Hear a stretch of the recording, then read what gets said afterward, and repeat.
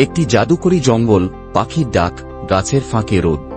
জঙ্গলটি রহস্যে ভরা ও জীবন্ত মনে হয়। রুলো নামের এক বিশাল খরগোশ গাছের ফাঁকে হেঁটে যায়, তার পায়ে পাতাগুলো নরমভাবে দুলে ওঠে। ছোট ইঁদুর টিকো একটা বিশাল আম টেনে নিয়ে যাচ্ছে, প্রায়ই পড়ে যাচ্ছে ভারে। রুলো টিকোকে দেখে মৃদু হাসে এবং এক হাতেই সহজে আমটি তুলে নেয়। তারা গাছের নিচে বসে ফল ভাগ করে খায়, হাসে। আকাশের নিচে শুরু হয় এক বন্ধুত্ব। এক সকালে তারা দেখে জঙ্গলের নদী শুকিয়ে যাচ্ছে। মাছগুলো নেই, পানি একেবারে কমে গেছে। টিকো শুকনো নদীর দিকে ইশারা করে, কিছু একটা সমস্যা হয়েছে, চল দেখি, সাহসের সাথে বলে। তারা ঝোপঝাড় ও লতার মধ্য দিয়ে নদীর উজানে হাঁটতে থাকে সমস্যার কারণ খুঁজতে। তৃষ্ণার্ত প্রাণীরা দুঃখিত চোখে তাকায়।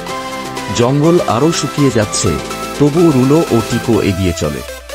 তারা উৎসে পৌঁছে দেখে একটি বিশাল গাছ পড়ে নদীর পানি আটকে রেখেছে। রুলো গাছটা তুলতে চেষ্টা করে, কিন্তু এটি খুব ভারী এবং পাথরের নিচে আটকে আছে।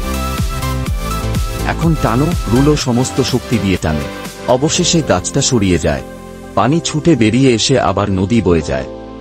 পাখিরা গান গায়, বানররা চিৎকার করে, প্রাণীরা পানিতে নেচে আনন্দে ভাসে।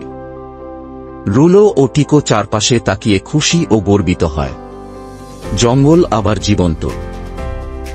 টিকো ও রুলো হাইফাইভ করে, এক বিশাল থাবা, এক ছোট্ট হাত। সূর্যাস্তে তারা নদীর ধারে বসে খুশিতে সাঁতার কাটছে এমন মাছ দেখে। রাত নামে, জোনাকি জলে। জঙ্গল শান্ত, তারা ঘরে ফিরছে একসাথে। পর্দায় লেখা, বন্ধুর প্রয়োজন। পর্দা ধীরে ধীরে অন্ধকার হয়।